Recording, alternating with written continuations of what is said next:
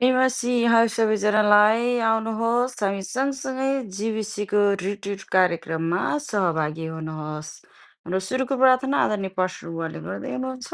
हामी सँगसँगै तपाईँहरू पनि आउनुहोस्, रिट्रिटमा जानेछौँ। ल भक्त दाइ कस्तो हुँदैछ त? अब रमाइलो हुँदैछ। अब सुरु गर्दैछौँ।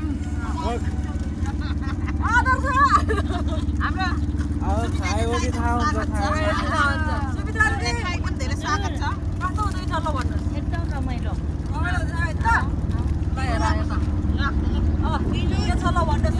ल गाइस एकदम रमाइलो छ एकदम एकदम रमाइलो छ हेर्नु। हालेलुया परमप्रभु परमेश्वरलाई धन्यवाद समयको लागि हल्ले है ल। अहिले जतन गरेस्।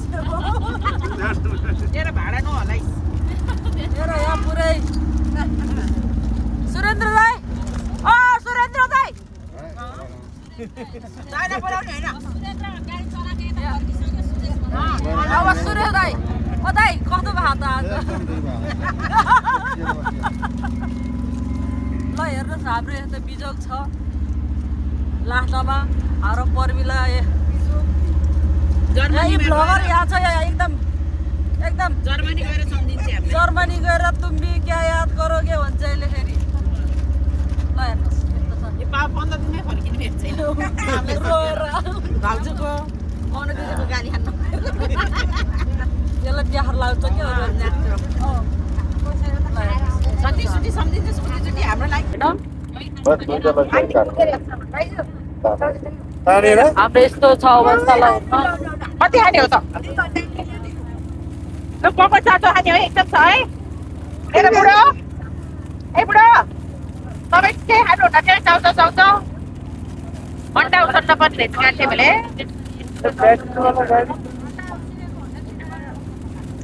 हजुर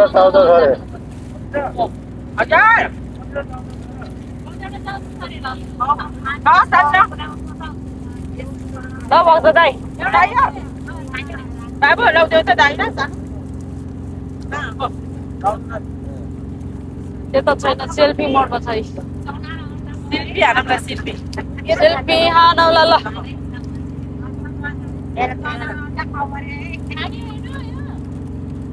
मैले भनेको के मान्छेहरू नि हजुर बुढी कति नै भयो अन्डा पका भने जस्तो त्यहाँ सुविधा दिदी नसुत्दै नसुत्नु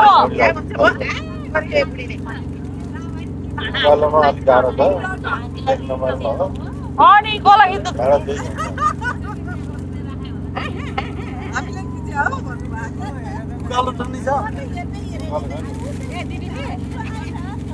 समारोह सन्तान हामी ईश्वरले सृष्टि गर्नुभयो अब्राहमका सन्तान हामी ईश्वरले सृष्टि गर्नुभयो अनम्र छ हे मेरा प्रिय ईश्वरको प्रेम अचम्म छ हे मेरा प्रिय ईश्वरको प्रेम हामी सुनौलो साथमा जान्छौँ हामी ईश्वरको साथमा हिँड्छौँ हामी सुनौलो साथमा जान्छौँ हामी ईश्वरको साथमा हिँड्छौँ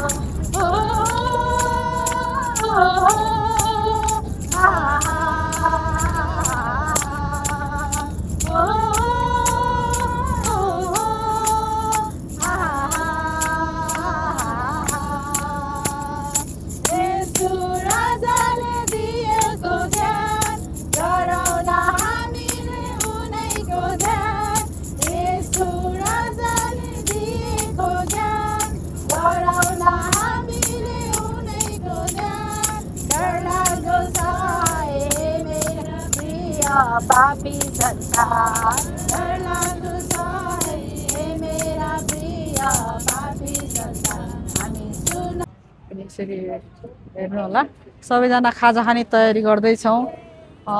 गेत्सेमनी बप्तिस्मा मण्डलीको हरेक वर्षमा योजना गरिएको रिट्रिट कार्यक्रम अन्तर्गत हामी चाहिँ डिकन बोर्ड चाहिँ प्रार्थना गर्न हिँडेका छौँ। डिकन बोर्ड सहित डिकन बोर्ड परिवार यहाँ हुनुहुन्छ हाम्रो यहाँ आदरणीय सृष्टि गरी गुरुआमा हुनुहुन्छ। उहाँ चाहिँ लामो समयको इन्डिया बसाइ पश्चात नानीको उपचारपछि आउनु भएको छ। हामी एकदम खुसी छौँ यसरी उहाँसँग सेवा गर्न पाउँदाखेरि। हाम्रो आदरणीय पास्टर प्रकाश बस्यालज्यू चाहिँ उहाँ अर्डर टिप्दै हुनुहुन्छ। झोल झोल म पनि झोल झोल। अनि त्यसपछि यता हुनुहुन्छ ए हाम्रा ठुला ठुला पुस्ताहरू यता हुनुहुन्छ। ए सुकर नाउँमा हामीले यहाँ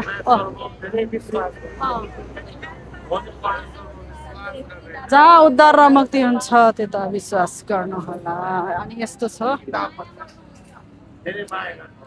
अर्डर गर्दैछ। यहाँ हुनुहुन्छ ल बुवाहरू के छ कस्तो छ हुँदैछ? हामी त एकदमै यहाँ 36 सालतिर आइन्थ्यो है। अगाडि बस्तीमा पनि बस्थ्यो। खाजा खाँदै हुनुहुन्छ। यहाँ हाम्रो गुरुजी यता हुनुहुन्छ। यहाँ पनि गुरुजी नै हुनुहुन्छ तर आज उहाँले आफ्नो साधन थन्काएर आउनु भएको छ। गाइज हेर्नुहोस् यता यहाँ पनि गुरुजी हुनुहुन्छ। पुरै गुरुजी गुरुजी 3 जना हुनुहुन्छ यहाँ हाम्रो दाइहरू। दाई हुनुहुन्छ यता सुरेन्द्र दाई हुनुहुन्छ सुरेश दाई हुनुहुन्छ आदरणीय पास्टर बुवा हुनुहुन्छ। यहाँ चाहिँ यसरी छ।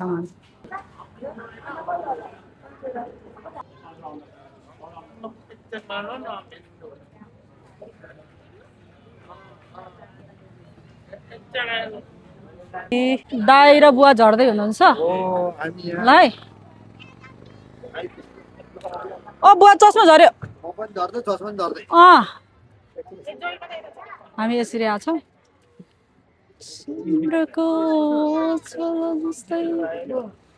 ल हेर्नुहोस्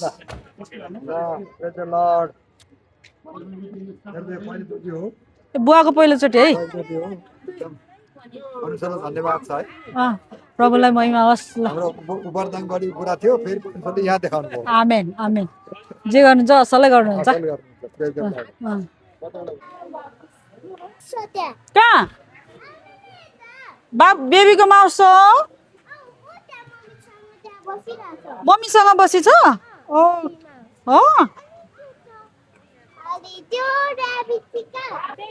सबैजना हेर्दै हुनुहुन्छ यसरी आउँदै हुन्छ दाइले लिएर।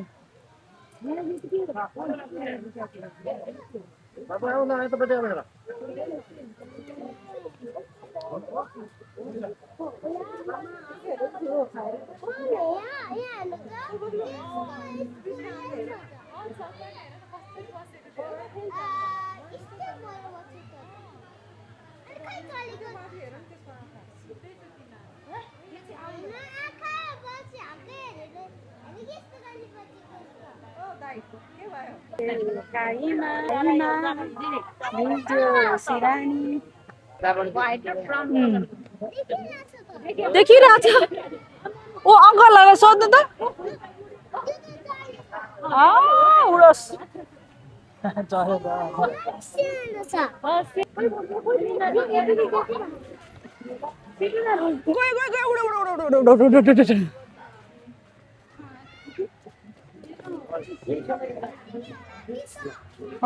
उडेर। ओ माई गुडनेस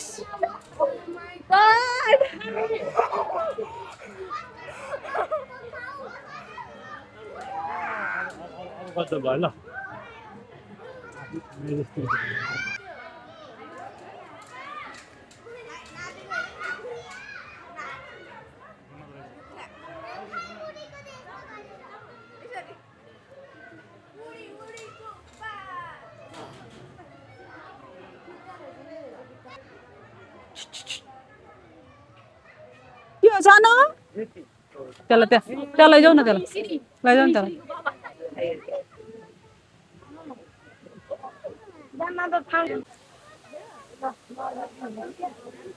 यसरी हिँडेर एडेन चाहिँ पानी हेर्ने भनेर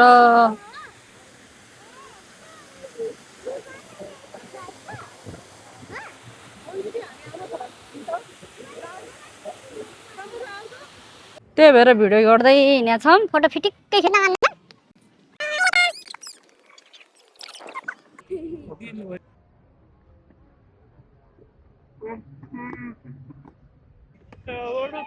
भ्यूज निकाल्नु Mami, casa.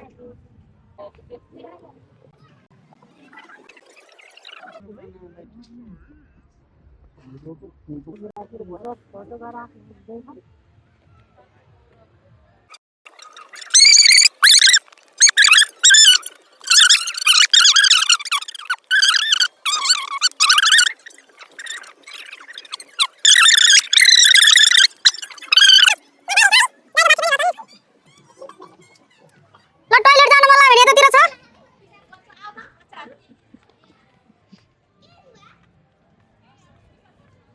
ल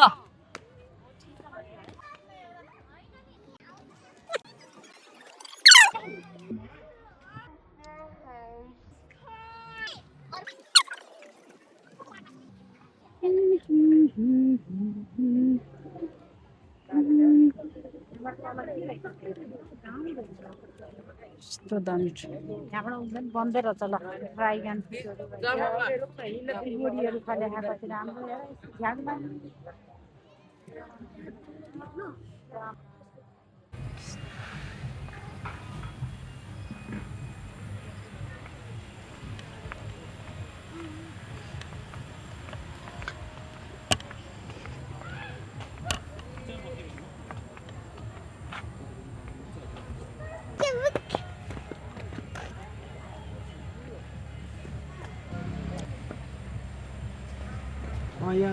ल अब हाम्रो सङ्गतिको लागि तयारी हुँदैछौँ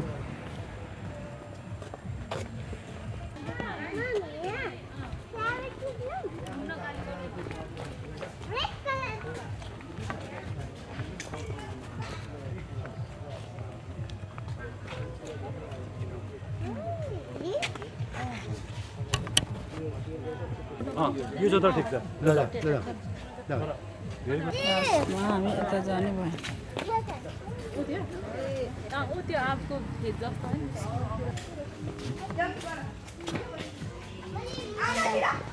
बनाउने मान्छे त डेन्जरै हो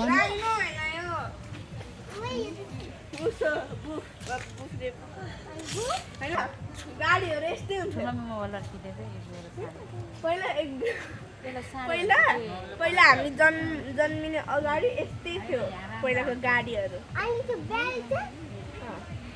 पहिला गाडीहरू यस्तै थियो यो अथवा काउ फोर्स अथवा यही पुलहरूले यस्तो गरेर जान्छ अनि त्यसरी उस गर्छ अनि त्यसरी मान्छे त्यस्तै जान्छ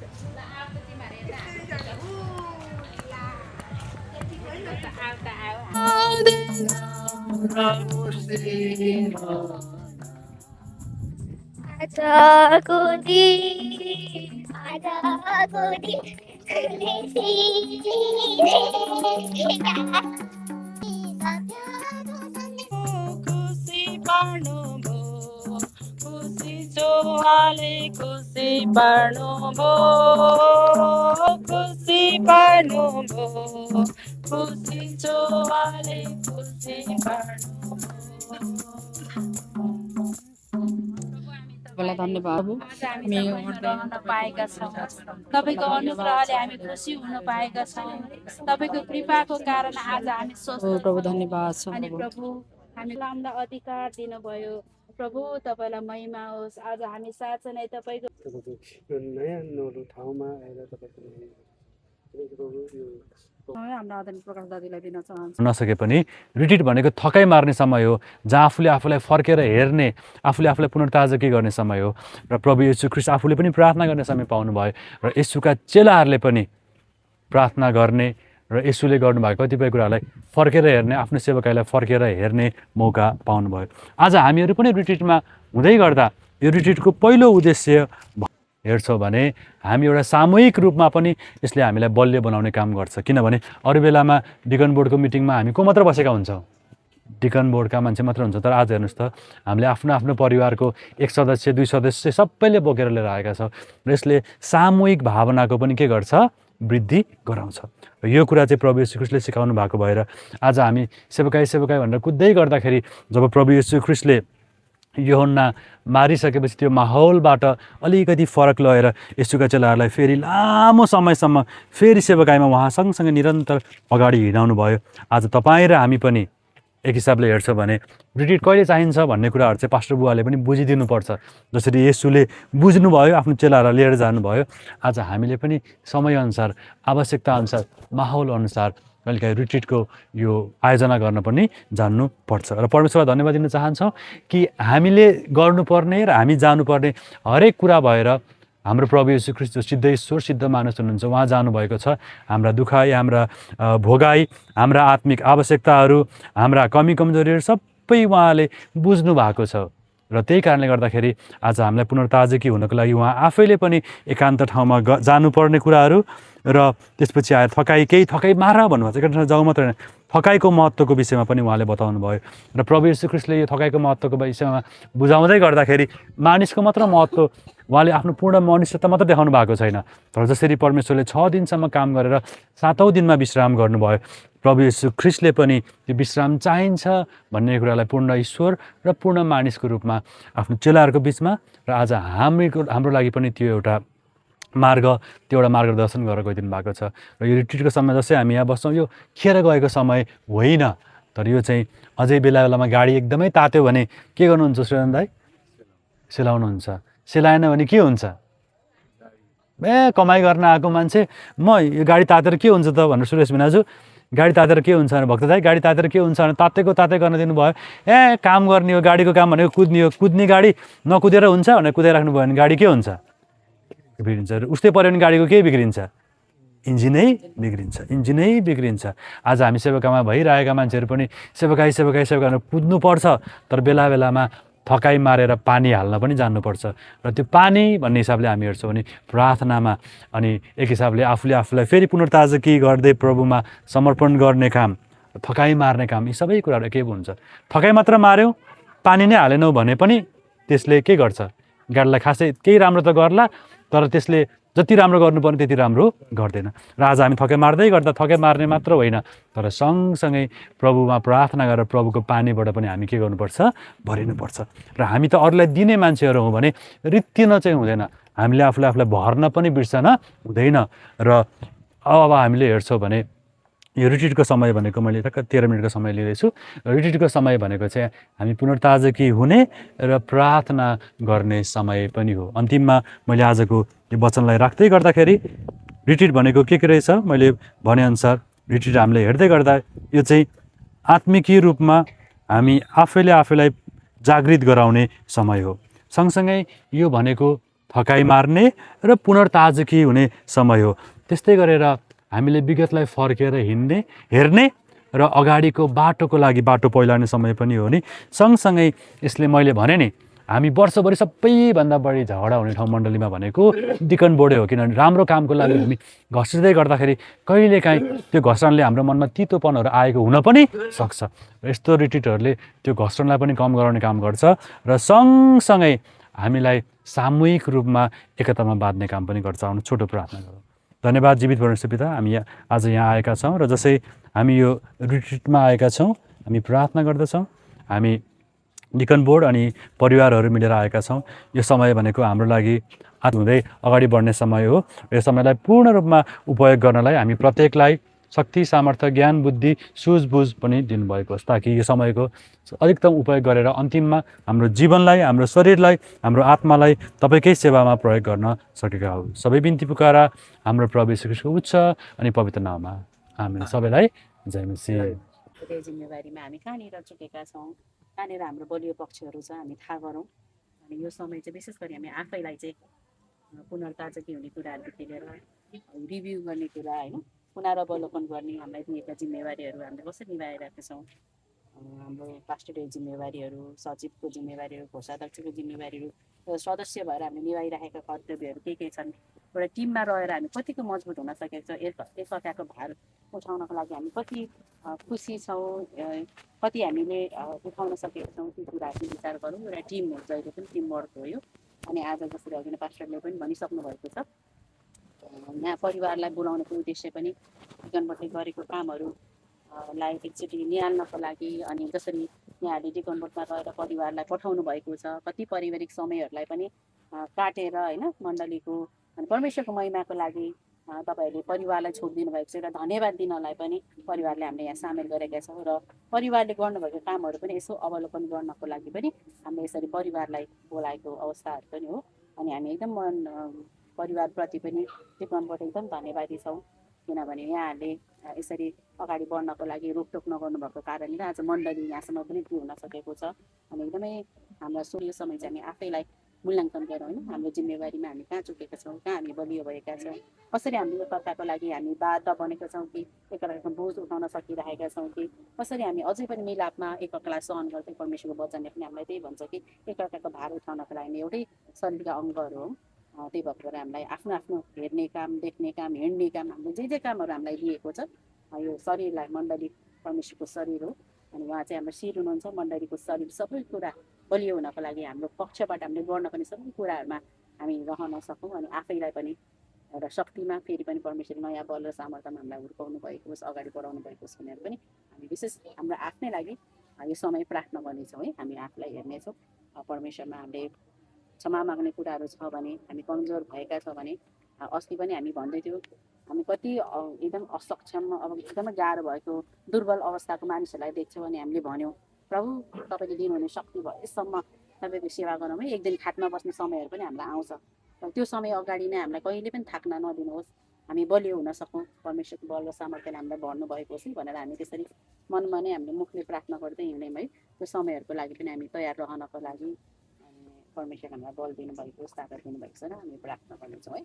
हुन्छ। प्रभु ईश्वरको योजना अनुसार जुन यसरी हामीले आयोजना गर्न सक्यौँ, धन्यवाद पिता परमेश्वर।